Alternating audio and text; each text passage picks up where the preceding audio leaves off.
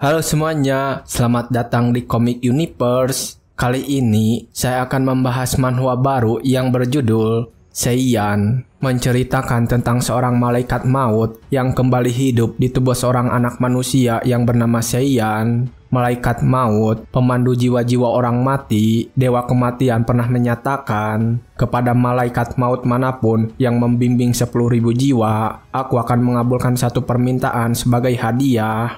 Dan begitulah MC kita yang seorang malaikat maut ini telah berhasil menuai 10.000 jiwa orang yang mati. Seorang lelaki dengan wajah yang rupawan, namun memiliki mata yang selalu terlihat sedih. Namanya adalah Kai. Saat ini, dia sedang berhadapan dengan seorang dewa kematian untuk menagih janji yang dia berikan. Sang dewa kematian kemudian bertanya keinginan apa yang dimiliki oleh Kai. Sambil berlutut dan membawa seikat bunga di tangannya, Kai mengatakan kalau keinginan terakhirnya adalah untuk berhenti menjadi malaikat maut. Sang dewa kematian terlihat tersentak ketika mendengar keinginan Kai. Kemudian dia bertanya apakah itu benar-benar keinginannya Kai. Karena setelah berhenti sebagai malaikat maut, Kai akan menghilang dari dunia ini. Kai kemudian menyimpan seikat bunga itu di depan batu nisan di hadapannya, mengatakan jika tidak apa-apa jika dia menghilang karena sudah lelah dengan semua ini. Dan setelah mendengar ucapan Kai, dewa kematian akhirnya mengabulkannya. Dewa kematian menggunakan tangannya untuk mewujudkan keinginan Kai. Seharusnya saat itu Kai langsung menghilang karena sudah tidak menjadi malaikat maut. Akan tetapi kejadian yang berbeda. Setelah Kai memejamkan matanya dan pasrah tentang akhir hidupnya, Kai tiba-tiba mendengar suara orang yang berisik di sekitar. Ketika dia membuka mata, dia juga melihat beberapa orang yang menangis dan mencoba memanggil nama seseorang. Oh Tuhan, Tuan Muda Seiyan, Anda akhirnya bangun. Itulah yang pertama kali Kai dengar ketika melihat orang-orang tersebut. Ternyata kali ini Kai berada pada tubuh seseorang. Namun Kai sendiri tidak menyadarinya. Dia bertanya pada dirinya sendiri kenapa dia bisa membuka matanya kembali. 17 tahun yang lalu di sebuah hutan pada suatu malam, dua orang pria jahat yang membawa pedang bersama mereka menemukan wanita yang selama ini mereka cari dan telah kabur dari mereka selama ini. Wanita itu terlihat menangis sambil memeluk anaknya yang masih kecil. Ketika melihat kedua pria itu menghampirinya dengan berkata kasar, wanita itu langsung meraih salah satu dari mereka dan memohon ampun kepada mereka berdua. Wanita itu mengatakan dia tidak ingin kalau anaknya menjalani hidup sepertinya menjadi seorang budak. Dia mengatakan tidak peduli kalau mereka membunuhnya, tetapi tolong ampuni nyawa anaknya. Kedua pria itu kemudian saling menatap dan setelahnya mengatakan untuk jangan khawatir karena mereka tak akan membunuh anak tersebut. Mengatakan jika anak itu sangat berharga dan akan merawatnya lalu menjadikan anak itu sebagai budak sampai dia mati, sama seperti kehidupan ibunya, bahkan lebih buruk. Mendengar itu, si wanita semakin menangis menjadi-jadi, tubuhnya semakin gemetar. Dia tidak menyangka usahanya untuk membuat anaknya hidup normal tetap berakhir sia-sia. Saat ini, salah satu dari mereka langsung menggunakan pedang mereka untuk menebas wanita yang malang itu. Dan dalam keadaan sekarat, dia bertanya-tanya pada dirinya sendiri, kenapa hidup mereka harus berakhir dalam penderitaan. Wanita itu kemudian memanggil memohon kepada Tuhan, malaikat, bahkan iblis. Dia meminta siapapun untuk menyelamatkan anaknya itu. Dan saat itulah Kai datang ke sana memanggil si wanita tersebut. Wanita ini bernama Mai. Kai datang ke sana dan memanggil namanya. Ternyata kedua pria bisa melihat Kai yang turun dari langit malam. Namun ketika mereka sedang bertanya kepada Kai, Kai tidak mempedulikan mereka, mengatakan jika dia tidak punya banyak waktu dan ingin berbicara dengan Mai terlebih dahulu. Ketika Kai turun dan mulai berjalan melewati mereka, kedua pria itu merasakan aura kematian yang menyelimuti mereka di udara. Kai langsung saja menghampiri Mai dan berlutut mengulurkan tangannya sambil berbicara kepada Mai. Mai, apakah kamu ingin membuat kesepakatan denganku? Aku akan mengabulkan satu permintaan, apapun yang kau inginkan. Sebagai gantinya, kamu harus membayarnya dengan sesuatu yang aku inginkan. apa kamu akan memberikan jiwamu kepadaku?" Mendengar pernyataan itu, Mai menatap Kai dengan air mata yang terus mengalir. Dia kemudian langsung memeluk erat anaknya yang sedang tertidur pulas, lalu mengatakan jika keinginannya kepada Kai saat itu juga. Kai kemudian setuju untuk mengabulkan permintaan itu. Dan akhirnya sebuah kontrak telah dibuat. Sebuah cahaya biru bersinar mengelilingi tubuh Kai, pertanda kontrak itu sudah selesai. Lalu setelah kontrak selesai, Mai akhirnya meninggal saat itu juga. Kai kemudian mengambil anaknya ke pangkuannya, dan itu membuat kedua pria di sana merasa kesal. Mereka menghentikan Kai mengatakan jika anak itu adalah milik mereka, memintanya untuk meninggalkan anak itu dan pergi dari sana.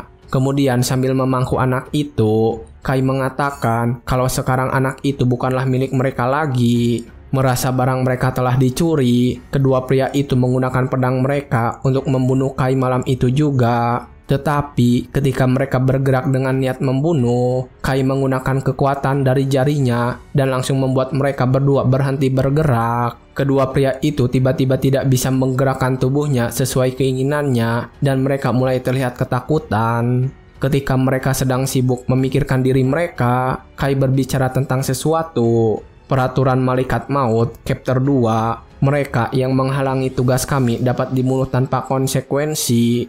Menggunakan kekuatan itu, Kai menggerakkan mereka untuk bertarung satu sama lain. Meskipun kedua pria itu tidak melakukannya, mereka tidak bisa berbuat apa-apa. Mereka akhirnya saling menghunuskan pedang satu sama lain, dan akhirnya keduanya mati malam itu juga. Suasana di tempat itu menjadi hening seketika. Kini hanya ada Kai dan anak kecil yang di pangkuannya yang masih hidup malam itu. Namun setelah beberapa saat, sebuah cahaya muncul dari mayat Mai. Cahaya terang itu tiba-tiba melayang ke atas dan menembus langit malam, seperti memasuki sebuah gerbang berwarna biru. Sambil menatap jiwa yang sedang pergi itu, Kai mengatakan kalau ini adalah jiwa yang dia tuai untuk ke 9.999 kali.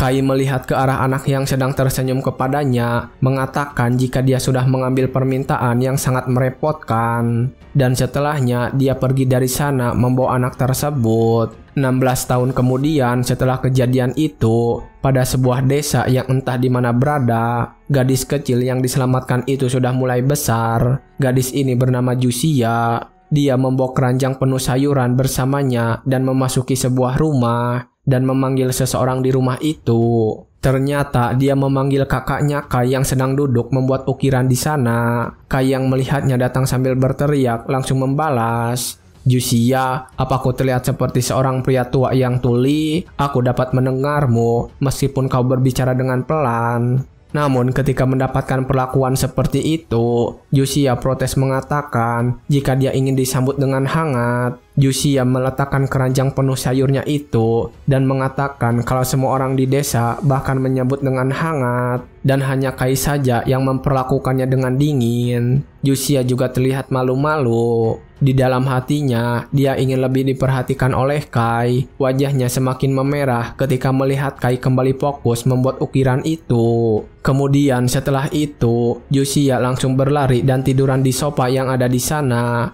mengatakan kalau dia sangat lelah untuk hari ini. Kai memperbolehkannya lalu bertanya ada urusan apa Jusia datang ke rumahnya hari ini. Jusia belum mengatakan kalau tangan ibunya terlihat kesakitan. Dia memberitahu kalau tangan kiri ibunya terasa sakit sejak tadi malam. Kai kemudian mengatakan kalau akan mampir ke rumahnya sebentar lagi dan melihat ibunya. Jusia terlihat senang dan berterima kasih atas bantuan itu. Setelahnya, dia kembali mengambil keranjangnya mengatakan akan pergi ke gunung untuk mencari sayuran yang lain. Setelah Julia pergi meninggalkan rumahnya, Kai segera pergi menemui ibunya Jusia, yaitu Mai. Terlihat di rumahnya dia sedang melakukan pekerjaan mencuci piring dan langsung berbalik menyambut Kai ketika dia datang, mengatakan kalau Jusia baru saja pergi meninggalkan rumahnya. Ketika Mai menawarinya untuk ikut sarapan di sana, Kai memanggil namanya dan menjentikan jari. Setelahnya, Mai langsung tidak sadarkan diri dan terjatuh di sana.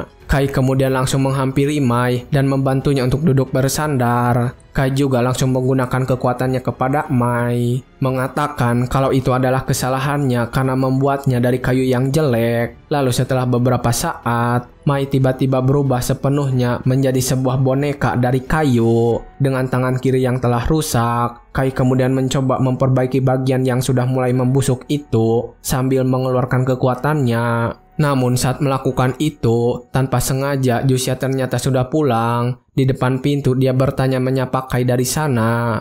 Dengan wajah yang sangat terkejut, Jusia bertanya apa yang sedang Kai lakukan saat ini. Kai hanya diam saja tidak menjawab pertanyaan itu. Dia merasa kalau dirinya sudah melakukan kesalahan karena terlalu fokus ketika sedang memperbaiki Mai. Jusia bertanya apakah Kai datang untuk melihat ibunya. Kai menjawab jika memang dia melakukan itu karena Jusia memintanya. Namun setelah menyimpan keranjang sayur itu, Jusia bertanya kemana ibunya pergi saat ini. Ketika Jusia berjalan mendekati Kai, dia melihat boneka yang sedang diperbaiki, mengatakan kalau boneka itu mirip dengan ibunya. Dan ketika semakin memperhatikan, ternyata tangan kiri boneka itu sudah membusuk. Jusia terlihat sangat terkejut ketika menyadarinya, karena ibunya juga merasakan tangan kirinya sedang kesakitan. Jusia kemudian mengambil lengan kiri boneka yang sudah rusak itu, dan wajahnya terlihat sangat cemas. Tatapannya menjadi kosong. Dia kemudian bertanya apakah boneka itu adalah ibunya selama ini. Jusia menangis ketika sedang menanyakan itu, merasa kalau dia tidak percaya dan tidak ingin percaya kalau itu benar. Kai hanya terdiam saja tidak memberitahu kebenarannya. Jusia sekali lagi meminta Kai untuk menjelaskan. Namun karena Kai tetap diam, Jusia menjadi semakin penasaran apakah tangan kiri boneka yang dia pegang itu benar-benar penyebab tangan ibunya sakit. Namun karena Kai hanya diam saja tidak bereaksi terhadap pernyataan, Jusia melempar tangan kayu itu. Dia langsung menghampiri Kai dan bertanya sambil menangis, bertanya apakah setiap hari ibunya sakit. Kai tidak mengobatinya, namun hanya mengganti bagian yang rusak dari boneka itu. Dan setelah mengatakan itu, Jusia terlihat semakin terkejut. Dia sadar kalau Kai adalah seseorang yang selalu mengobati semua penduduk desa. Ketika dia menyadari itu, dia sadar kalau penduduk desa semuanya adalah boneka juga. Setelah beberapa lama terdiam, Jusia berlari untuk memastikan apakah penduduk desa memang benar-benar sebuah boneka. Ketika Jusia akan membuka pintu rumah, Kai memutuskan untuk menunjukkan kebenarannya dan menghilangkan kekuatan yang dia pakai selama ini. Menganggap kalau Jusia kini sudah tumbuh menjadi gadis dewasa dan tidak bisa menutupi semua rahasia ini selamanya. Dan ketika Jusia membuka pintu, dia terkejut melihat semua penduduk yang kini telah berubah menjadi seonggok boneka. Kai kemudian langsung menghampiri dan mencoba menenangkan Jusia yang terlihat sangat kaget, mengatakan kalau yang Jusia anggap sebagai orang tua dan semua orang yang ada di desa ini adalah boneka yang dibuat oleh Kai. Jusia kemudian menatap Kai bertanya siapa sebenarnya dirinya itu. Kai lalu menceritakan tentang kejadian ketika dia bertemu dengan ibunya Jusia. 16 tahun yang lalu sebelum ibumu meninggal, dia membuat kesepakatan denganku dengan mempertaruhkan jiwanya. Ibumu mengatakan kalau keinginannya adalah agar Jusia hidup tanpa disakiti orang lain dan tidak mengalami hidup sepertinya. Namun karena hidup di antara manusia, meskipun dia seorang sain, dia tidak akan bisa menjalani hidup yang penuh dengan cinta. Jadi aku membuat desa ini hanya untukmu, sebuah desa di mana kau tidak akan pernah disakiti. Namun setelah mendengar semua itu, Jusia langsung merasa kalau semua hidup yang dia jalani sampai saat ini hanyalah sebuah kebohongan. Bahkan kenangan-kenangan bersama keluarganya dan semua penduduk desa hanyalah sebuah permainan boneka. Jusia jadi mempertanyakan siapa dirinya sebenarnya, apakah dia juga sama, sebuah boneka seperti penduduk yang lain. Dia bertanya-tanya apakah dia benar-benar seorang manusia. Ketika melihat sebuah pisau yang ada di keranjang sayur, Jusia kemudian mengambil pisau. Dia bertanya kepada Kai apakah dirinya juga seorang boneka yang dibuat olehnya. Kai dengan wajah yang datar mengatakan jika Jusia benar-benar seorang manusia dan alasan dirinya membuat desa ini memang benar-benar karena Jusia. Namun saat ini Jusia benar-benar tidak bisa percaya begitu saja. Tubuhnya semakin gemetar emosi yang meledak-meledak. Dia butuh sebuah pembuktian tentang ucapannya itu. Dia ingin bukti kalau dirinya bukanlah sebuah boneka. Dan setelah mengatakan itu, tanpa ragu, Jusia langsung menusuk dirinya sendiri menggunakan pisau. Akhirnya darah segar menetes ke lantai yang bersih. Jusia akhirnya menyadari jika dirinya benar-benar manusia.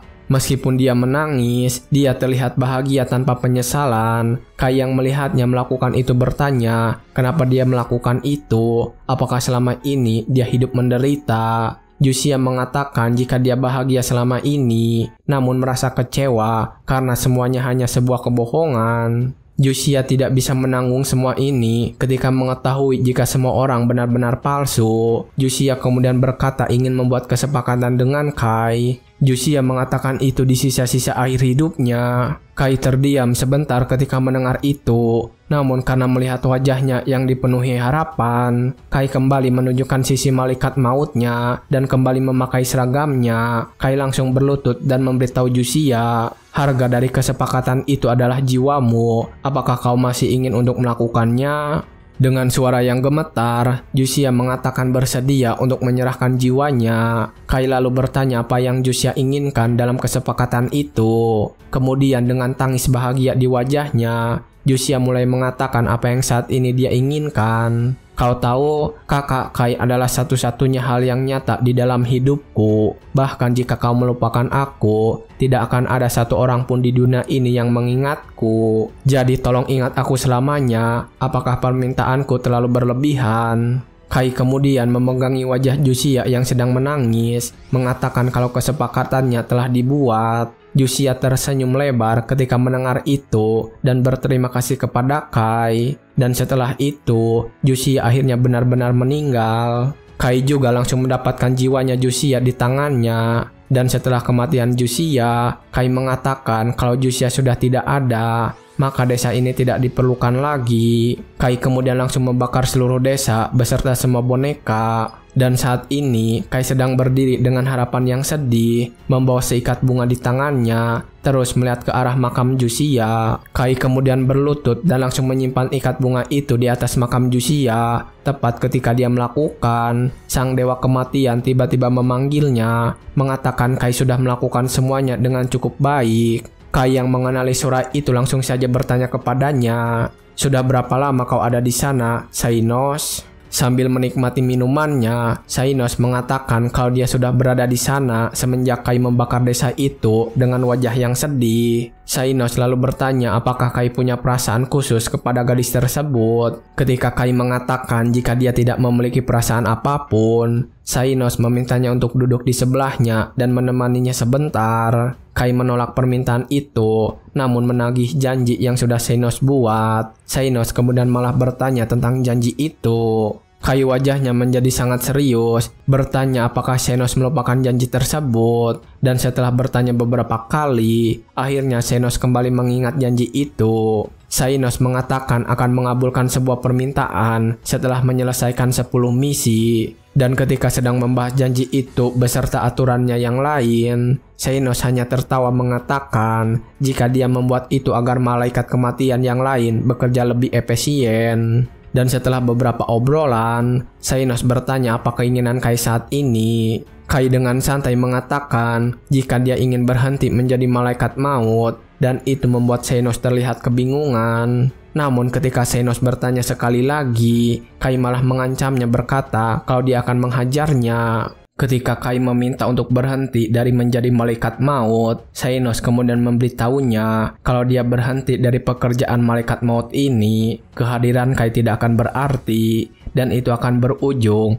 pada ketiadaan Kai sendiri. Namun Kai mengatakan kalau dia sudah menyadarinya. Kai juga langsung bercerita tentang perasaannya saat ini. Kai mengatakan kalau dia sudah menghadapi 10.000 kematian dan sudah merasa lelah dengan semua itu.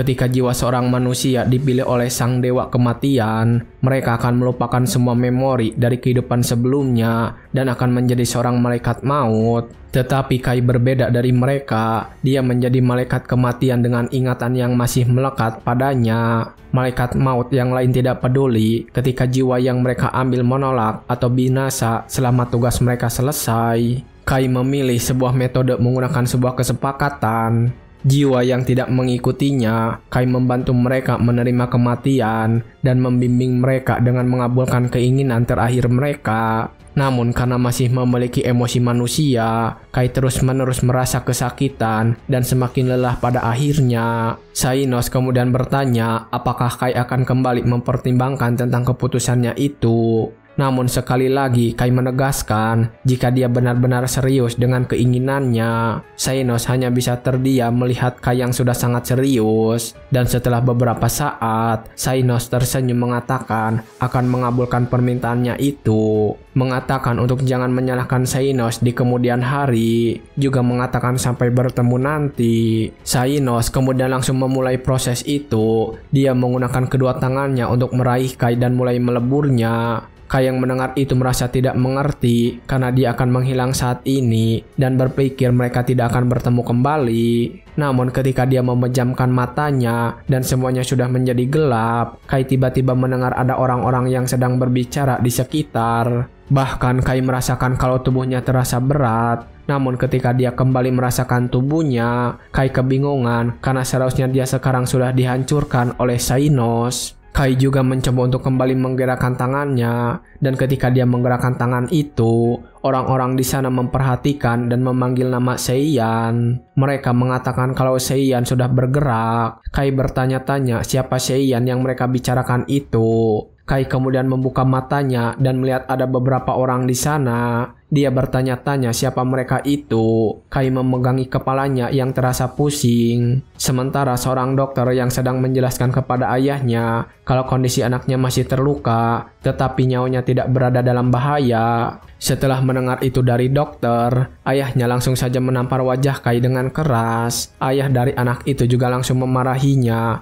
mengatakan kenapa dia melakukan semua itu. Apakah dia mengingat perasaan keluarganya? Seseorang terlihat mencoba menenangkan ayahnya, mengatakan kalau Seiyan masih sakit di sana. Namun ketika mereka sedang memarahinya, Kai yang merasuki tubuh anak itu bertanya dengan sopan kepada mereka. Kai meminta maaf karena mengganggu ketika mereka sedang marah. Kai bertanya sebenarnya siapa mereka ini dan kenapa salah satu dari mereka menampar wajahnya dengan keras. Ketika Kai sedang menanyakan itu, ayah dari anak itu terlihat sangat terkejut mengatakan apa yang sedang dikatakan anaknya saat ini. Akhirnya setelah beberapa saat, mereka kembali memanggil dokter yang sebelumnya. Sang dokter kemudian yang menjelaskan kepada mereka kalau anak mereka yang bernama Seiyan itu telah hilang ingatan. Dan itu bisa jadi karena benturan keras di kepalanya Seiyan. Ayahnya lalu bertanya apakah ada cara untuk mengobatinya, namun sang dokter mengatakan tidak ada. Mereka hanya harus menunggu agar semua itu kembali secara alami. Ketika mereka sedang mengobrol, Kai akhirnya mulai memahami orang-orang yang ada di hadapan mereka. Dia menyadari kalau orang tua di depan adalah ayahnya yang bernama Kon Soireton, dan seorang lelaki yang ada di sana adalah kakaknya yang bernama Lucian Soireton. Dan akhirnya Kai menyadari kalau dia berakhir menghuni tubuhnya Seiyan Soireton. Dan ketika dia menyadari kalau dia kembali hidup, Kai langsung mengetahui kalau penyebab semua ini adalah Lord Xainos yang mengabulkan permintaannya. Dan ketika mengingat itu, Kai terlihat sangat kesal. Mulai dari sini kita akan menyebut MC kita dengan nama Seiyan. Tapi sesekali ketika mengingat kenangannya, Mimin juga akan menyebutkan nama Kai. Ketika dia sedang kesal, Lucian Soireton bertanya kepadanya bagaimana keadaan tubuhnya saat ini. Seiyan kemudian memberikan pandangan yang sinis dan menjawab dengan kesal. Apakah semua ini terlihat baik-baik saja bagimu? Aku akan sangat menghargainya jika kau menahan diri untuk tidak mengajukan pertanyaan yang tidak berarti dan pergi. Dan kalian berdua juga, suara kalian terlalu keras. Itu membuat kepalaku sangat pusing. Kumohon jangan membuat keributan di depan orang yang sedang sakit. Bisakah kalian semua pergi sekarang juga? Seiyan terlihat sangat marah ketika meminta mereka untuk pergi dari sana. Semua orang di sana menyadari kalau Seiyan sedang berada dalam kondisi yang buruk. Sang dokter juga menyarankan kepada mereka berdua untuk membiarkan Seiyan istirahat sendirian, karena itu akan membantunya untuk kembali stabil. Setelah mendengar saran dari dokter, mereka akhirnya langsung pergi meninggalkan Seiyan sendirian. Setelah semua orang pergi, Seiyan langsung memanggil Lord Xainos ke ruangannya, dan tiba-tiba entah dari mana Xainos muncul di sana. Bertanya apakah Seiyan mencarinya saat ini. Seiyan kemudian bertanya mengenai apa yang sedang terjadi saat ini. Xainos kemudian menjelaskan jika dirinya hanya mengabulkan permintaannya karena dia meminta mengakhiri hidupnya sebagai kaisang malaikat maut. Jadi Xainos melakukan hal ini. Namun melihat Xainos yang sangat bersemangat ketika memberikan pernyataan itu, Seiyan mengatakan ingin segera menghajarnya.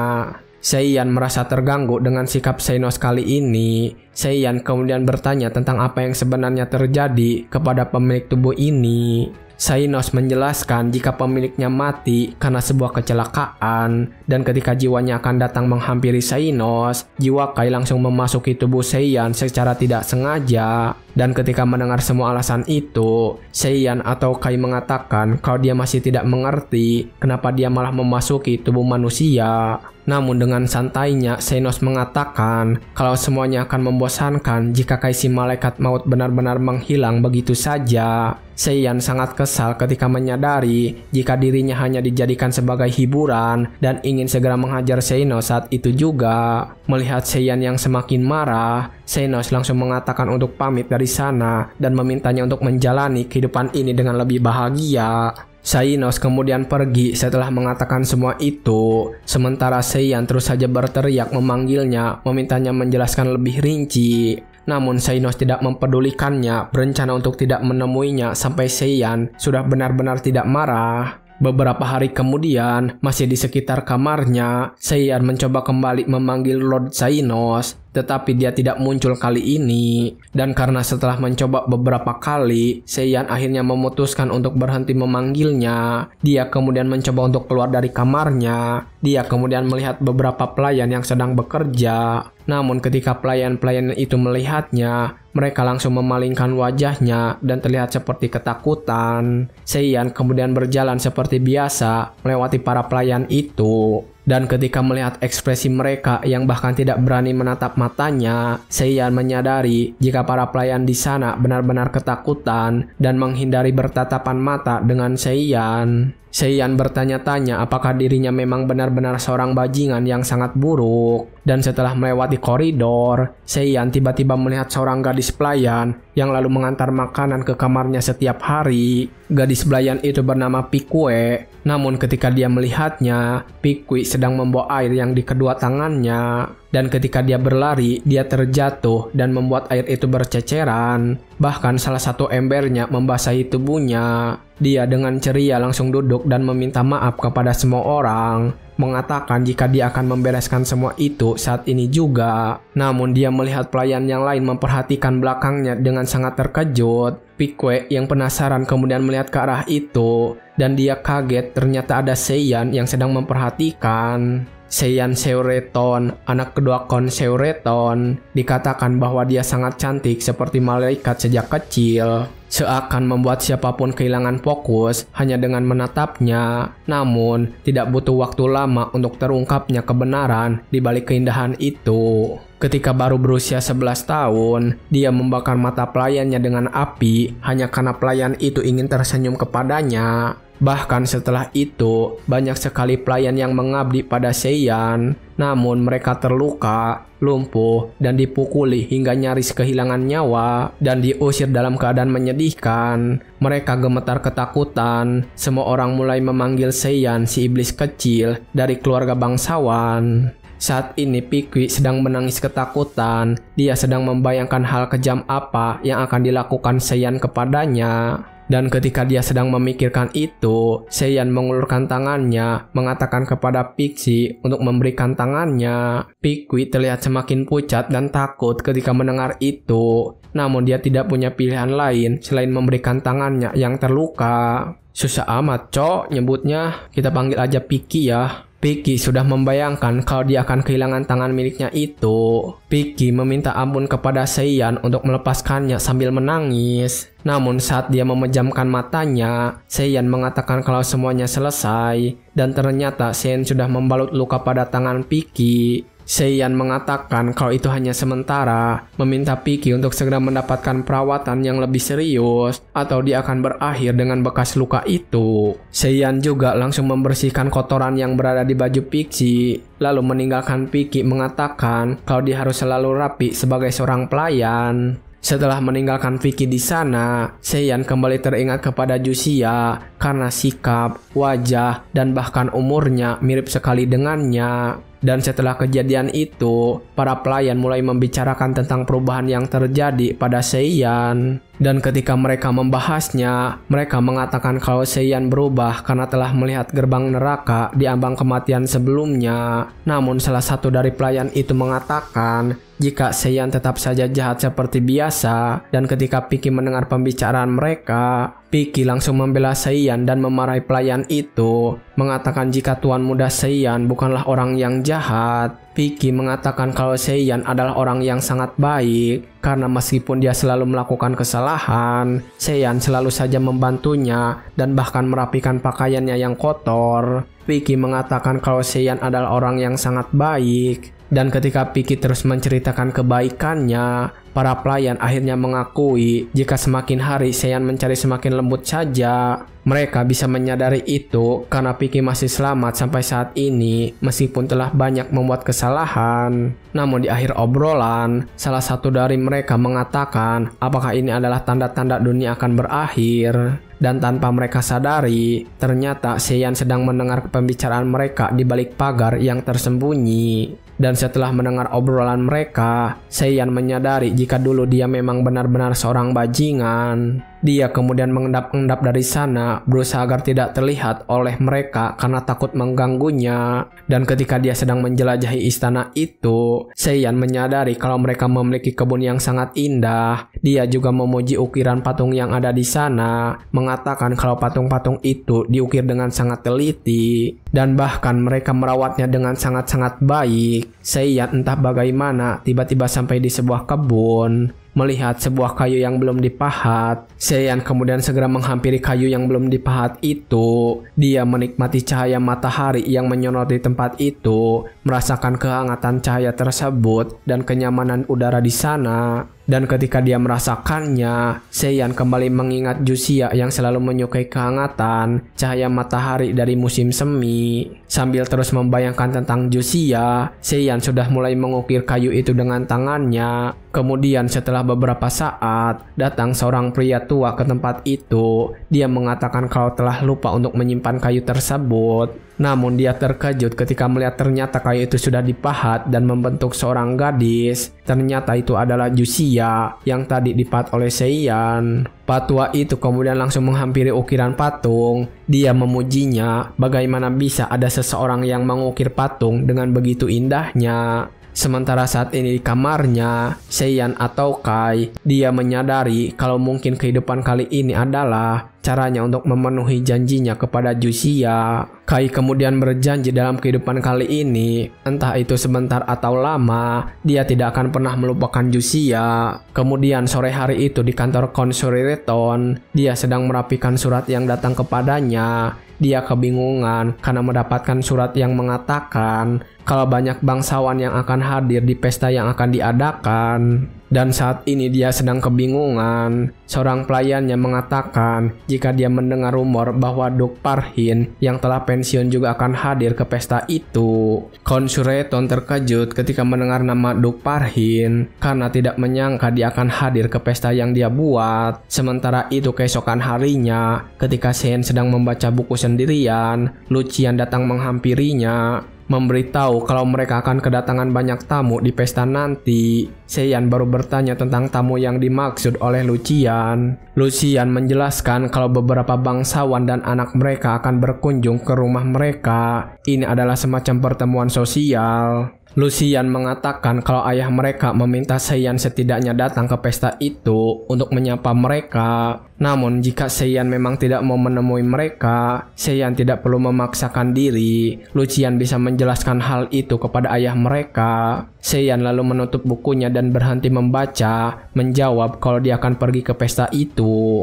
Lucian yang mendapatkan jawaban tersebut mengatakan untuk jangan memaksakan diri, mengatakan kalau Seiyan dulunya memang tidak pernah suka untuk datang ke sebuah perkumpulan. Seiyan kemudian berpikir setelah mendengar itu, apakah pemilik tubuh sebelumnya mempunyai sebuah alasan untuk tidak menyukai mereka semua dan akan mengetahuinya ketika dia hadir di pesta nanti. Seiyan lalu mengatakan kepada kakaknya kalau dia akan mencoba untuk ke pesta kali ini dan memutuskan bagaimana rencana ke depannya setelah hadir di pesta itu. Dan setelah mendengar jawaban itu dari adiknya, Lucian sekali lagi meminta untuk tidak memaksakan diri. Seiyan menyadari sesuatu ketika melihat sorot mata Lucian. Dia menyadari kalau Lucian memang benar-benar mengkhawatirkan kesehatannya. Dan ketika itu, Seiyan atau Kai yang ada di dalam tubuhnya merasakan kehangatan dari keluarga. Dia baru merasakan perasaan asing itu kali ini dan merupakan hal yang baru di dalam hidupnya. Beberapa hari kemudian, pesta pun akhirnya digelar. Orang-orang sudah berkumpul di istana Konshureton. Ketika pesta dimulai, Konshureton segera menyambut tamu. Orang pertama yang dia sambut adalah Kon Eskilo.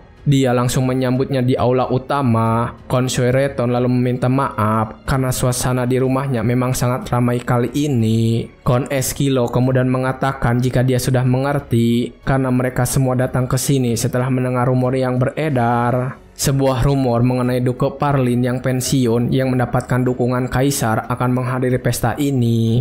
Kon Eskilo juga mengatakan jika Yang Mulia Kaisar mempercayakan Duke Parlin untuk memilih calon putri untuk pangeran mereka. Dan karena itu, bangsawan yang memiliki anak gadis berdatangan ke pesta ini dan memang benar, semua orang di sana memang menanti kedatangan Duke Parlin untuk membuat koneksi dengannya. Namun ketika mereka sedang membicarakan itu, seluruh gadis yang ada di sana tiba-tiba berhenti dan menatap ke satu arah. Ternyata mereka semua terpesona dengan Lucian Shuireton yang datang ke pesta itu dengan sangat rapih dan tampan. Lucian kemudian menghampiri ayahnya dan meminta maaf juga kepada Kon Eskilo. Meminta maaf karena Lucian datang terlambat ke sana. Kon Eskilo kemudian langsung memberikan pujian kepada Kon Shuireton mengenai Lucian yang diberkati dengan kepintaran dalam akademi dan ilmu pedang. Kon Eskilo mengatakan jika dia memiliki anak perempuan, dia akan menikahkannya dengan Lucian tanpa keberatan. Dan ketika mereka sedang mengobrol, ternyata ada orang lain yang menguping pembicaraan itu. Orang itu datang dengan niat yang cukup buruk. Orang itu langsung menyapa Kon Shuireton dan bertanya apa kabarnya. Bersamanya juga datang seorang anak lelakinya. Seketika, Kon Shuireton terlihat kesal ketika melihat kehadiran orang itu. Orang ini adalah Piskon Chikan. Hanya 10 tahun yang lalu, dia adalah seorang pedagang biasa. Namun dengan harta yang sangat besar, dia membawa gelar bangsawan dan memperoleh nama Piskon Chikan. Setelah itu, ia menggunakan modal sebagai senjata untuk memperluas pengaruhnya dan ia menyingkirkan siapapun yang tidak disukainya.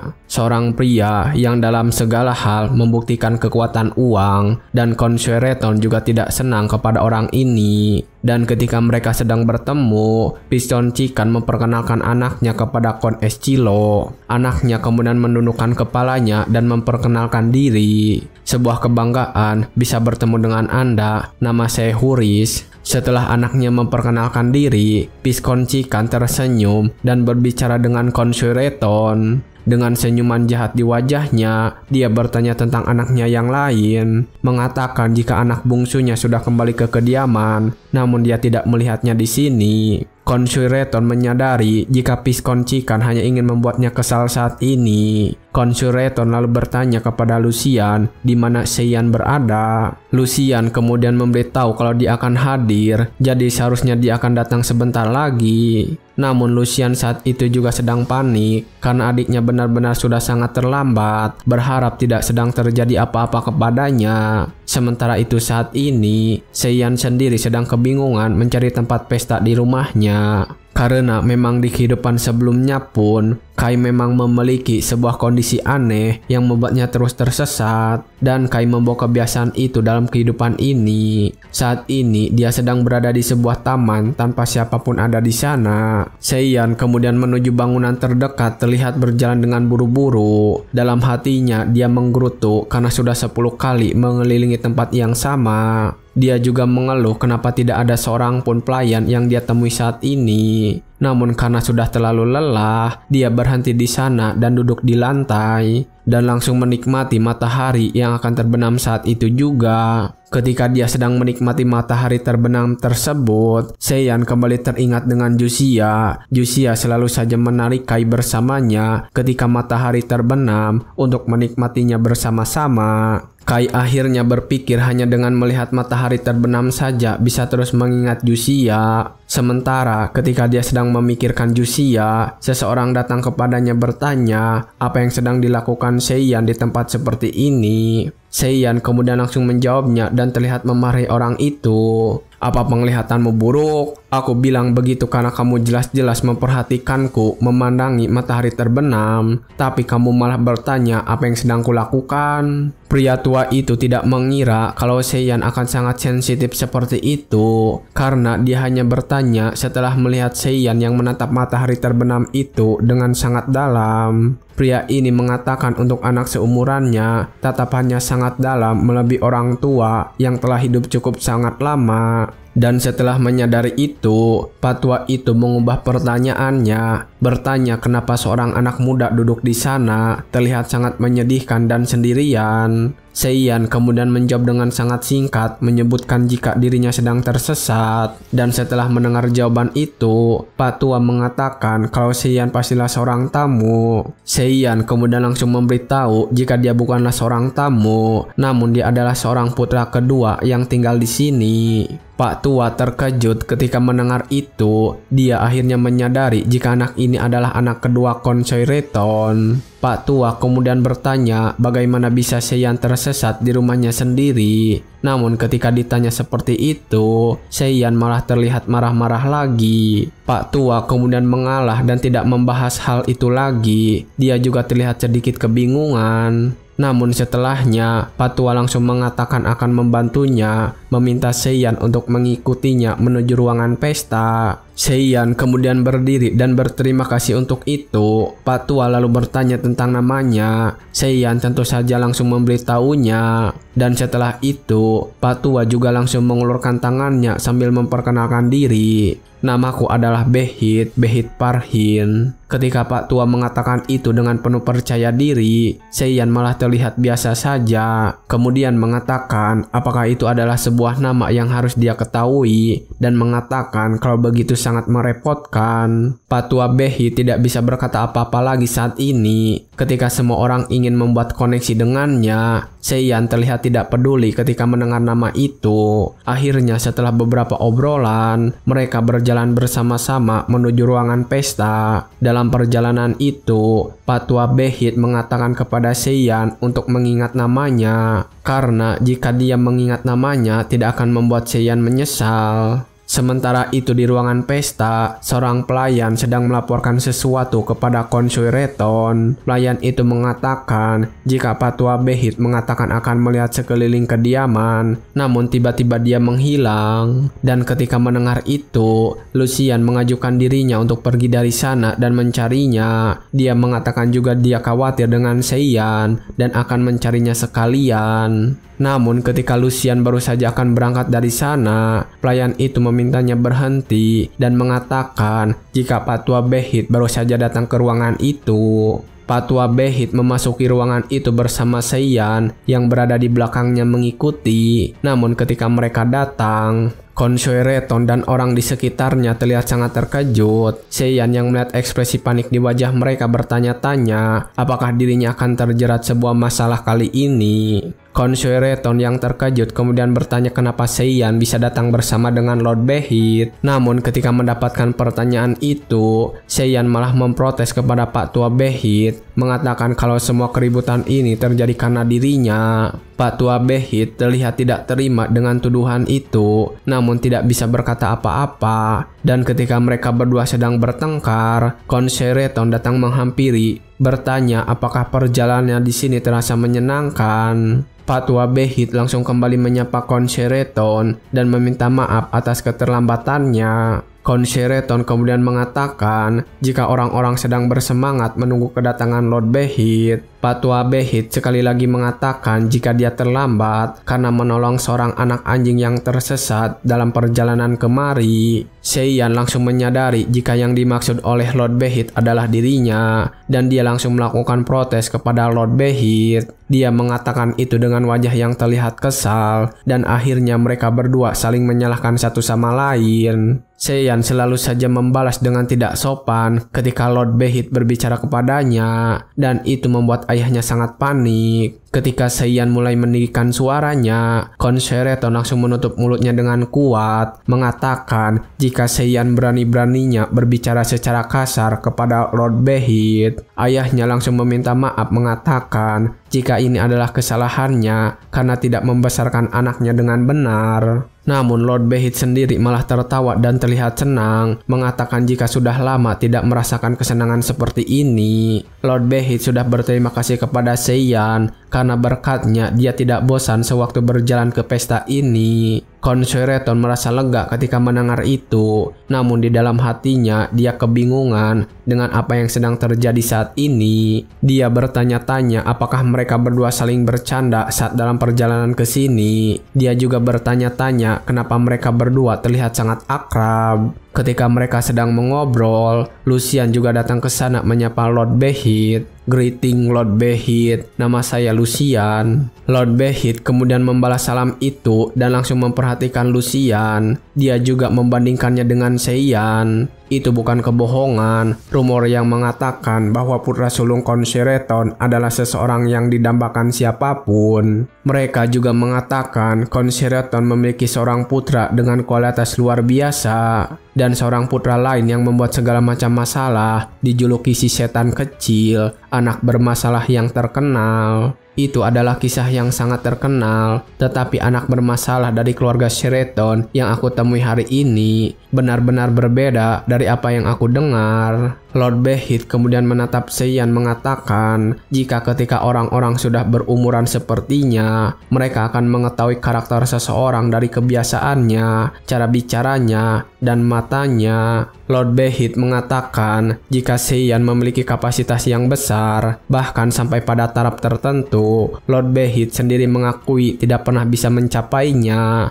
Dan setelah memutuskan semua itu, Lord Behit langsung memberikan selamat kepada Concerton, mengatakan jika Concerton telah membesarkan anak yang sangat luar biasa. Concerton membalas jika pujian itu sungguh berlebihan. Namun dalam hatinya, dia mengatakan kalau ini sangat langka. Biasanya orang-orang akan memuji Lucian bukannya Seiyan. Dan setelah mengatakan pujian itu, Lord Behit mengatakan jika ada sesuatu yang harus dibicarakan berdua saja bersama Concerton. Namun ketika dia sedang mengobrol bersama Concerton, Piscon Cikan datang ke sana memanggil Lord Behit dan memperkenalkan dirinya.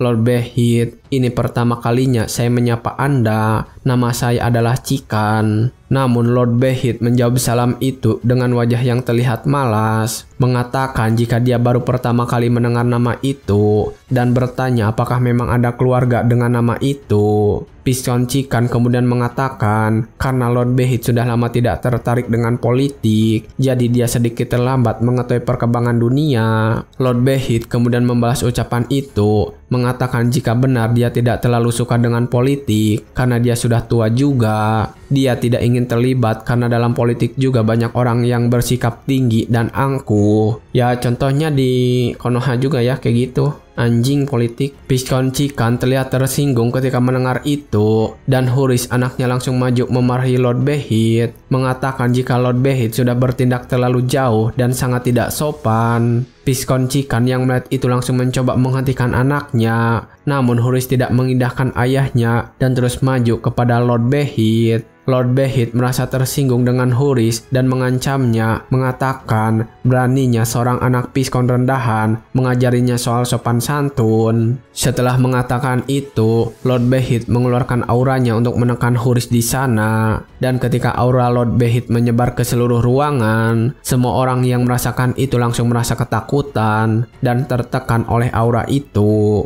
Concerton yang merasakannya juga merasa cemas. Dia menyadari jika semua orang ketakutan dan tidak bisa bergerak hanya karena sedikit aura Lord Behit. Concerton yang sudah melatih tubuhnya juga tidak berdaya di depan aura itu, mengakui kalau ini adalah aura dari seorang Swordmaster. Sementara itu, Huris yang berada di hadapan Lord Behit terlihat berlutut dan mulai menangis karena tidak bisa menahan tekanan aura itu. Concerton juga sadar jika semua ini terus berlanjut akan ada orang yang jatuh pingsan. Dia kebingungan bagaimana caranya untuk menghentikan semua ini. Tapi ketika dia sedang memikirkan cara itu, Seiyan tiba-tiba datang dan mendekati Lord Behit. Lord Behit juga bertanya kepada Seiyan apakah Seiyan akan menghentikannya. Seiyan berhenti dan menjawab, mengatakan tidak akan menghentikannya dan kenapa juga dia harus melakukannya. Seiyan kemudian mengulurkan tangannya dan membersihkan daun serta rambut yang ada di baju Lord Behit. Setelah mengambil kotoran itu, Seiyan mengatakan, "Jika kau ingin mengajari seseorang mengenai sopan santun, bukankah seharusnya kau terlihat meyakinkan juga?" Sambil terus membersihkan kotoran-kotoran itu, Seiyan juga bertanya kenapa Lord Behit yang menjadi sangat kotor, padahal yang duduk di perkarangan itu adalah Seiyan.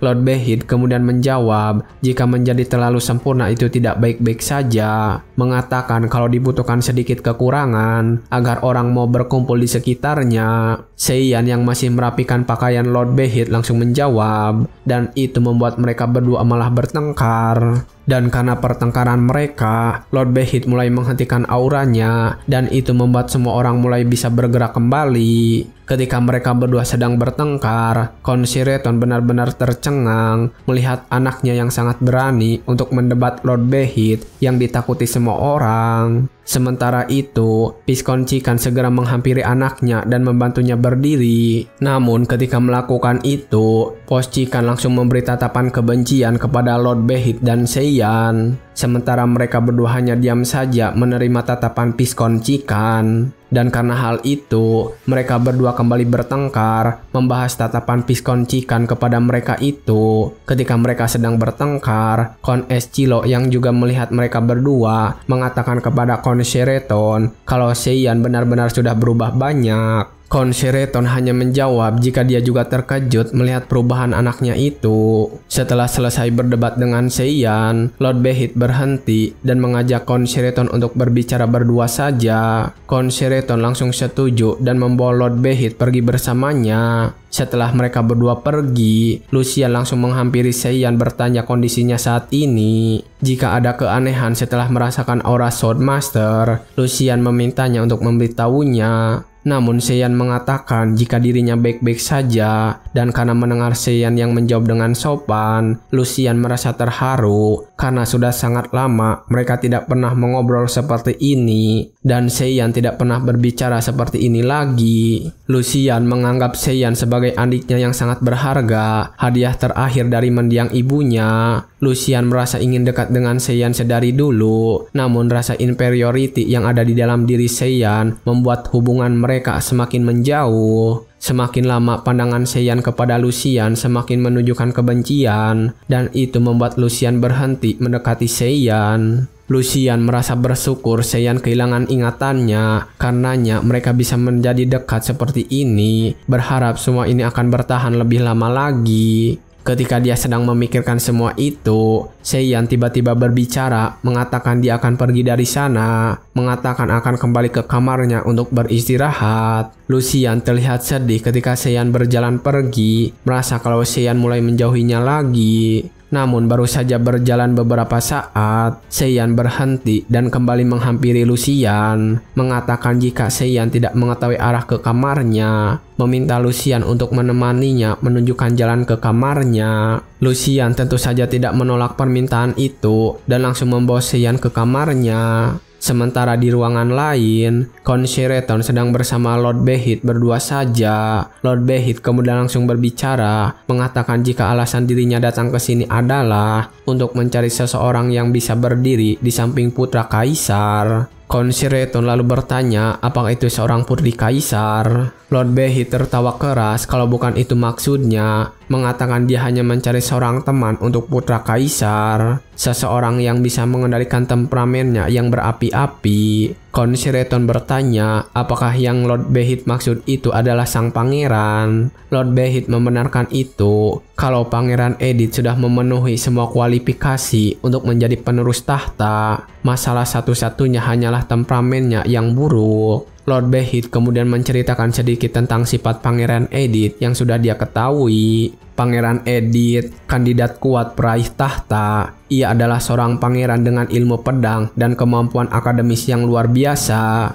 Tanpa kekurangan apapun, kecuali satu hal, dia punya amarah yang membara dan tak terkendali. Kalau ada yang berani bicara sembarangan tentang dia pasti akan marah. Sebelum mendengar alasan apapun, dia akan menebas mereka saat itu juga. Begitulah ceritanya. Lord Behit menyarankan untuk menemukan seorang teman di samping Pangeran Edith agar bisa memperbaiki kepribadiannya.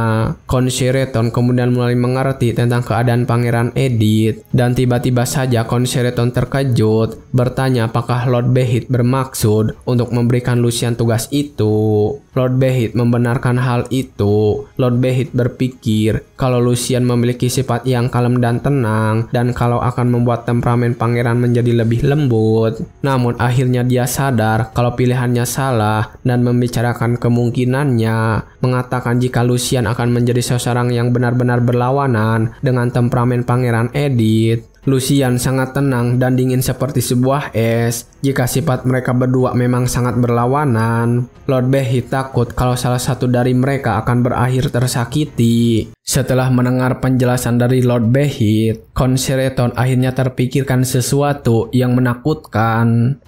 Itu mungkin saja benar. Lucian memiliki sifat yang jika dia percaya sesuatu itu salah, dia tidak akan mundur, bahkan jika pedang ada di tenggorokannya. Membayangkannya saja sudah membuat saya pusing. Lord Behit juga setuju dengan itu dan mengatakan jika dia sudah memilih orang lain, mengatakan kalau pilihannya adalah tetap anak Concerton. Namun Concerton mengatakan kalau Lucian tidak cocok dengan kriteria itu. Lord Behit kemudian menjawab jika dia melihat anak keduanya di pesta hari ini. Concerton semakin panik dan penuh keringat ketika menyadari jika yang dia maksud adalah Seiyan. Namun Lord Behit hanya tersenyum dan kembali mengatakan jika dia menginginkan Seiyan agar bisa membantu dalam masalah kali ini. Namun dengan tegas, Concerton segera menolak permintaan itu. Dalam hatinya Concerton takut jika nanti Seiyan mengatakan sesuatu yang bermasalah dan itu akan menuntunnya pada kehancuran keluarga. Concerton kembali menjelaskan lagi kalau Seiyan anak yang penuh dengan kekurangan dan mengatakan kalau Seiyan telah mengalami kecelakaan yang membuatnya menjadi kehilangan ingatan. Lord Behit yang mendengar itu terlihat sangat terkejut dan bertanya tentang kebenaran itu. Concerton mengatakan jika Seiyan benar-benar kehilangan ingatan dan meminta maaf harus menolak proposal saat ini. Namun pada saat itu, Lord Behit malah kembali memikirkan Seiyan. Dia bertanya-tanya bagaimana bisa anak yang sudah kehilangan ingatannya bisa menjadi begitu tenang. Jika benar seorang anak kehilangan ingatan, seharusnya dia menjadi kebingungan dan dipenuhi ketakutan. Namun pandangan Seiyan terlihat sangat tenang dan dalam. Setelah memikirkan itu, Lord Behit tersenyum lebar. Dia tertawa karena merasa kalau kemampuannya untuk menilai seseorang belum hilang. Lord Behit mengatakan jika Seiyan adalah anak yang benar-benar berbakat dan cocok untuk tugas ini. Lord Behit akhirnya tiba-tiba tertawa dengan keras, dan setelah tertawa, dia berkata kepada Concerton bahwa Seiyan tidak akan menjadi masalah, berkata bahwa dia tidak salah membuat pilihan itu. Ketika Concerton mencoba untuk menolak lagi, Lord Behit langsung berdiri dan ingin pergi dari sana. Di depan pintu keluar, dia berbicara sekali lagi kepada Concerton. Hahaha, Coba pikirkan sekali lagi. Aku tidak minta jawaban sekarang. Aku cuma suka banget sama anak itu. Dan setelah mengatakan itu, dia langsung pergi meninggalkan ruangannya. Setelah mendapatkan keputusan itu, Khon Sheraton membicarakannya bersama Lucian dan Seiyan. Dia menceritakan semua yang terjadi dan semua yang dikatakan oleh Lord Behit. Namun Seiyan yang mendengar cerita itu malah mengejek Pangeran Edith di dalam hatinya, mengatakan jika dia adalah orang yang menyedihkan. Bagaimana mungkin orang yang sudah dewasa tidak bisa mencari seorang teman? Namun ternyata Khon Sheraton belum menceritakan tentang seorang teman yang dipilih oleh Lord Behit. Dan ketika Lucian bertanya tentang hal itu, Khon Sheraton memberitahunya jika Lord Behit meminta Seiyan untuk melaksanakan tugas itu. Seiyan yang sedang meminum minumannya langsung kembali menyemburkannya dengan wajah yang sangat panik. Seiyan kemudian bertanya apa maksud dari perkataan ayahnya itu. Ayahnya hanya mengatakan jika Lord Behit memang benar-benar menyebutkan namanya. Seiyan yang mendengar itu sekali lagi bertanya-tanya di dalam hatinya kenapa Lord Behit memilih dirinya dari banyaknya orang. Namun ketika dia sedang berpikir, Lucian menolak hal itu dengan keras meskipun ayahnya tetap memaksa dan mengatakan itu demi kepentingan keluarganya. Lucian kemudian menjelaskan tentang sesuatu yang pernah dia dengar dengan wajah yang terlihat sedih. Aku sudah banyak mendengar tentang Pangeran Edith. Dia berapi-api dan tidak akan mentoleransi kesalahan sekecil apapun. Dan Anda akan mengirim seorang anak laki-laki yang kehilangan ingatan kepadanya. Sambil memegangi cangkir kopinya, Khon Sheraton mengatakan jika awalnya dia juga tidak setuju. Namun setelah memikirkannya semalaman, dia berubah pikiran, mengatakan jika Lord Behit mungkin punya alasan di balik dia memilih Seiyan. Lucian yang mendengar itu kemudian berdiri dan mengatakan dengan tegas untuk mengirimnya saja. Khon Sheraton kemudian juga ikut berdiri dan memarahinya mengatakan jangan mengganggu keputusannya. Dan ketika mereka sedang bertengkar, Seiyan tiba-tiba memberikan jawaban, mengatakan jika dia akan pergi untuk melaksanakan tugas itu. Dan itu membuat mereka berdua yang sedang bertengkar terdiam. Ayahnya kemudian bertanya apakah Seiyan serius dengan jawabannya itu. Seiyan berdiri dan mengungkapkan jawabannya sekali lagi. Sekalipun sebagai teman, bukan berarti aku akan bersamanya seharian. Aku akan mampir dan menemaninya sesekali, ya kan? Seberapa sulitnya, aku akan melakukannya. Dan setelah mengatakan jawaban itu, jika hanya ini yang akan dibahas, Seiyan akan menyudahinya dan pergi ke kamarnya untuk beristirahat. Lucian kemudian meminta Seiyan untuk menunggu sekali lagi, mengatakan jika ini adalah tugas yang berbahaya. Dan satu kali saja salah bicara, Seiyan dapat kehilangan kepalanya. Ayahnya juga setuju dengan pendapat Lucian dan meminta Seiyan untuk memikirkannya dengan serius. Seiyan kemudian berhenti di depan pintu dan memberikan sebuah pernyataan lagi yang sangat tegas. Terus memikirkan hal itu tidak akan mengubah apapun. Mereka juga bilang kalau aku bukanlah apa-apa, namun hanyalah sebuah masalah sampai sekarang. Jadi kenapa aku tidak mencoba untuk melakukan sesuatu untuk membantu keluarga kita? Lucian dan ayahnya yang mendengar itu terlihat sedih, berusaha untuk memanggilnya sekali lagi. Tetapi Seiyan tidak mendengarkan mereka dan ingin segera pergi untuk membersihkan dirinya. Ayahnya juga terlihat menundukkan kepala, menyadari jika anaknya telah berubah dan bukanlah seseorang iblis kecil lagi. Beberapa hari kemudian, di istana kekaisaran, Seiyan saat ini sudah datang ke sana untuk melaksanakan tugasnya. Dan ketika sampai di sana, Seiyan melihat Pangeran Edith yang sedang berlatih pedang sendirian. Terlihat Pangeran Edith sedang mengayunkan pedangnya untuk menebas boneka kayu yang ada di hadapannya. Seiyan yang merasa tidak bisa mengganggu latihan Pangeran Edith kemudian duduk di bawah sebuah pohon untuk menunggunya. Seiyan menikmati cuaca yang sedang bagus itu dan merasa kalau ini adalah tempat duduk yang pas baginya saat itu. Tapi ternyata tanpa sadar dia malah ketiduran di sana sampai suatu waktu Pangeran Edith menghampirinya dan membangunkannya. Dan ketika dia bangun, Pangeran Edith sudah berada di hadapannya dan menginjak tubuhnya. Pangeran kemudian mengatakan Seiyan cukup berani untuk tertidur di tempat latihan sang pangeran dan bertanya siapakah dirinya itu. Seiyan terlihat kecewa ketika melihat bajunya kotor oleh bekas sepatu Pangeran Edith. Seiyan kemudian langsung berdiri dan membalikkan badannya tanpa menjawab satu kata pun.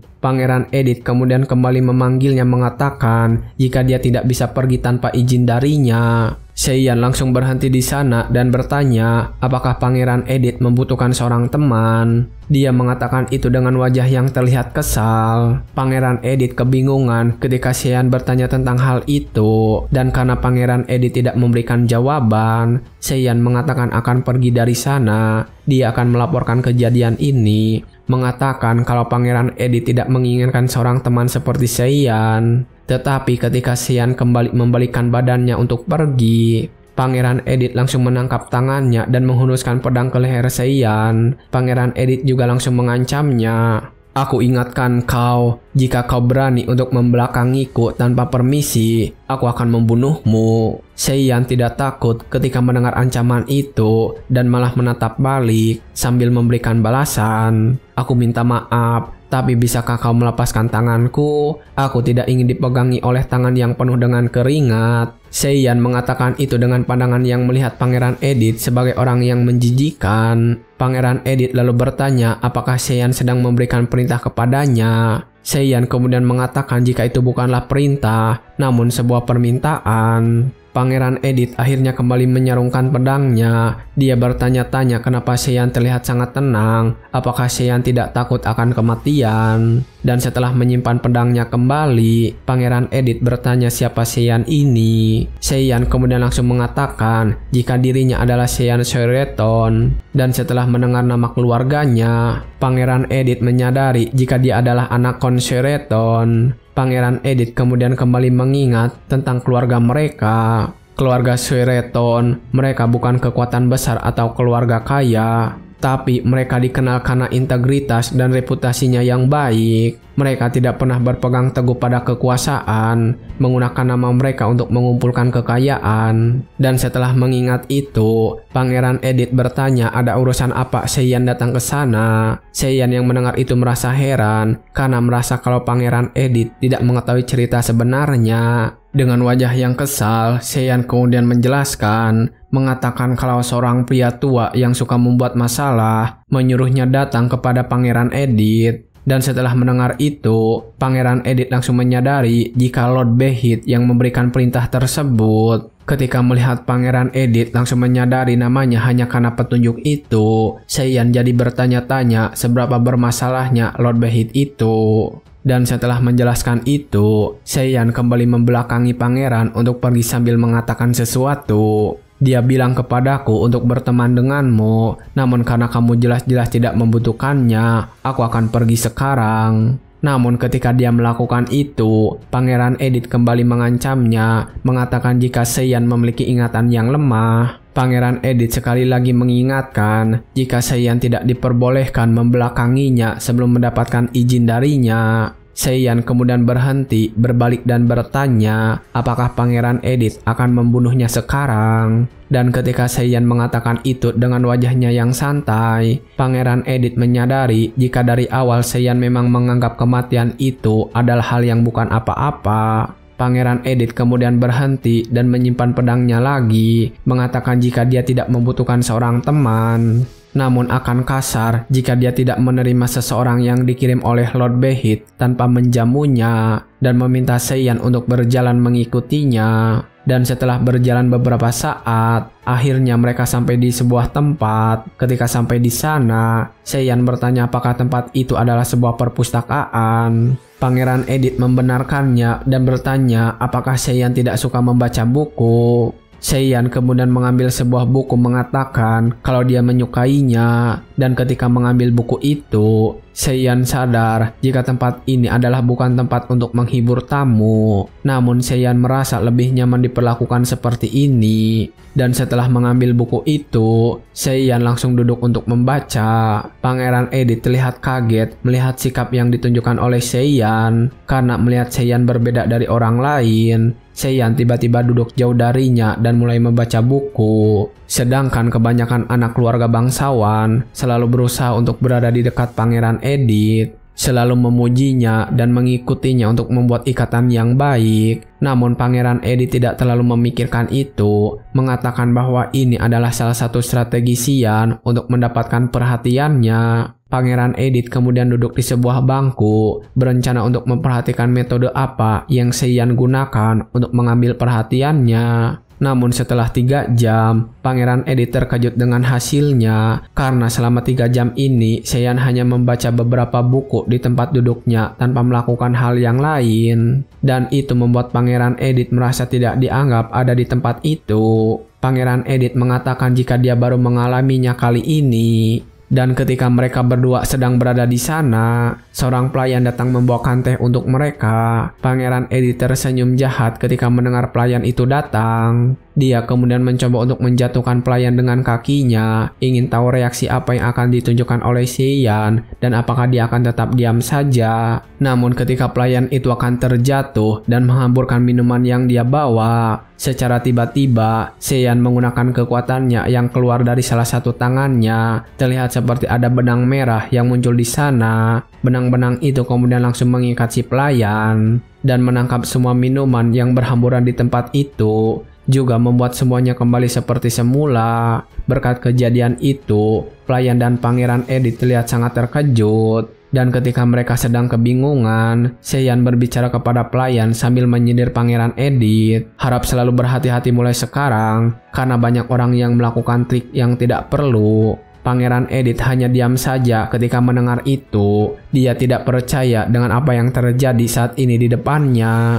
Dan setelah meminum teh yang dihidangkan, Seiyan kemudian berdiri dan mengatakan akan pulang sekarang dan akan menemuinya lagi besok. Seiyan kemudian langsung berjalan meninggalkan ruangan itu dan berpamitan kepada Pangeran Edith. Melihat Seiyan yang benar-benar berbeda dari anak bangsawan lainnya, Pangeran Edith jadi bertanya-tanya siapakah sebenarnya Seiyan ini. Entah beberapa hari sudah berlalu, Seiyan selalu datang ke sini untuk membaca buku. Dan pada kesempatan kali ini, Pangeran Edith bertanya apakah dia ke sini hanya untuk membaca buku di sana. Seiyan lalu menjawab apakah Pangeran Edith memilih untuk bermain daripada membaca buku. Pangeran Edith hanya terdiam ketika mendapatkan pertanyaan itu. Dia merasa cukup kesal karena Seiyan hanya datang ke sana membaca buku dan langsung pulang. Meskipun sudah terbiasa dengan hal itu, Pangeran Edith merasa dirinya mulai bosan dengan situasinya saat ini. Karena biasanya orang lain akan sangat putus asa dengan hanya mencoba untuk menemuinya meskipun hanya sesaat. Lalu ketika itu, Seiyan tertarik dengan buku yang sedang dibaca oleh Pangeran Edith dan bertanya soal buku itu. Bertanya apakah Pangeran Edith tertarik dengan pupertry. Yang dimaksud Seiyan adalah materi yang ada di dalam buku yang dia pegang. Puppetry adalah sebuah keahlian yang dimiliki seseorang dalam mengendalikan boneka. Pangeran Edith kemudian memberikan alasannya dan juga bertanya kepada Seiyan. Aku tertarik karena sepertinya kemampuannya unik. Sepertinya kau tahu buku ini. Seiyan hanya mengatakan jika dirinya pernah membaca buku itu sebelumnya. Padahal dirinya memang benar-benar ahli dalam puppetry. Dan ketika dia sedang terdiam, Pangeran Edith mulai menjelaskan tentang isi dari buku yang sedang dia pegang. Kau sendiri tampaknya tertarik dengan dunia puppetry. Kisah dalam buku ini menarik. Untuk melindungi seorang wanita, dia menjadi musuh bagi semua orang di dunia. Apa pendapatmu tentang pria ini? Seiyan belum menjawab pertanyaan itu dan bertanya kepada Pangeran Edith bagaimana pendapatnya. Sambil melihat buku yang berjudul Sang Puppet Master Kai, Pangeran Edith mengatakan jika pria dalam cerita itu sudah gila dan cukup bodoh. Seiyan tersenyum dan mengatakan jika dia juga memiliki pendapat yang sama. Namun ketika mereka sedang mengobrol, adik perempuan Pangeran Edith datang ke sana dan memanggil kakaknya. Adik perempuannya bernama Raini. Pangeran Edith kemudian langsung bertanya kepadanya, "Raini, apa yang membawamu ke sini?" Sambil bercanda, Raini menjawab kalau dia datang ke sini untuk menemui kakaknya karena merindukannya. Raini lalu bertanya tentang Seiyan kepada kakaknya. Raini juga mendekati Seiyan saat itu juga. Pangeran Edith mengatakan jika dia adalah anaknya Count Sureton. Seiyan juga langsung memberi salam dan mengatakan namanya. Namun tanpa diduga, Putri Raina tiba-tiba saja memegangi wajah Seiyan, mengatakan jika Seiyan lebih cantik daripada seorang wanita. Putri Raini dengan penampilannya yang luar biasa dan kebijaksanaannya yang luar biasa, dia sangat dicintai oleh Kaisar Cejaros dan Pangeran Edith, dan menggunakan kekuatan mereka sebagai latar belakang. Dia terkenal karena bertindak tanpa rasa takut. Seiyan tidak mungkin mengetahui fakta-fakta tersebut, tetapi dari pertemuan ini, dia yakin akan satu hal. Dia adalah tipe orang yang akan menjadi masalah jika kamu mengenalnya. Dan setelah mengetahui itu, Seiyan kemudian kembali memberi salam dan langsung pergi meninggalkan Putri Raini. Putri Raini yang baru saja mendapatkan perlakuan itu terlihat pucat, berteriak kepada kakaknya kalau dia sudah dicampakkan. Namun Pangeran Edith hanya tertawa membelakangi adiknya itu, karena dia juga sudah pernah di posisi yang sama. Pangeran Edith lalu memberitahu Raini kalau Seiyan juga memperlakukannya seperti itu. Putri Raini terlihat terkejut ketika mendengar hal itu.